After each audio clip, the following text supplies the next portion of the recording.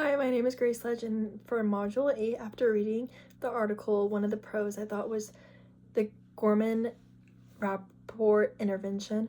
So this is pretty much, the goal is to help couples discuss honest and openly about how their feelings and beliefs instead of blaming each other, because I feel like a lot of times when you are separated, it's so easy to just get mad at each other and blame the other person, but this approach really helps people discuss and open their own thoughts and just have communication that is usually facilitated by a therapist. So a therapist also is very beneficial because it's not someone's there not only to listen to you but also help you listen to your partner. So I think that is a big pro of the separation. And then the con is that the time apart when you are separated can make you feel more detached from your partner, and then also when you do reunite, you can be let down even more by people's actions because you expected them to change or fix their actions.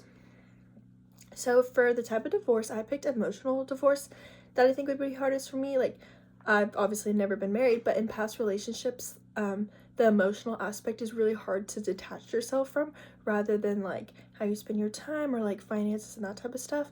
And also in that divorce, I think some of the other ones, like if I was already thinking about divorce, I would plan ahead, like with finances and like with children and stuff. But the emotional one is a little bit harder to plan for. Like, you can't control it as much, and it can really affect your mood and just cause bigger issues than some of the other ones for me personally. So for the causes and correlations, I talked about age in marriage. So I've talked about this in the past about my parents getting married, and my mom's actually older than my dad, and they were both around 25, 26. And then my mom's side of the family, they've all been married, even my grandparents around 25 and up, and they've all stayed together. But on my dad's side of the family, a lot of them were married at a younger age, and they have a higher divorce rates in my dad's side of the family. So it says that divorce is 50% likely, is less likely for those who marry at 25 than whom that marry at 20. So that statistic is something that I've noticed in my own family, because the people on my dad's side of the family that got married younger, most of them have been divorced by at least like 30, 40, that age. And of course for various reasons, but a lot of it is because they weren't ready for marriage or didn't think about the things that come with marriage, like finances, children, religion, all that type of stuff.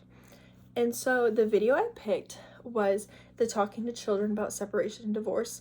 I thought this was super interesting because my parents aren't divorced, but I have seen a few other families with divorced parents. So it was just interesting to see how that would go about whenever you were talking to your child about getting divorced. It said that you need to focus on the what and when, so cover like what actually is going to happen and what to expect, rather than why it's happening.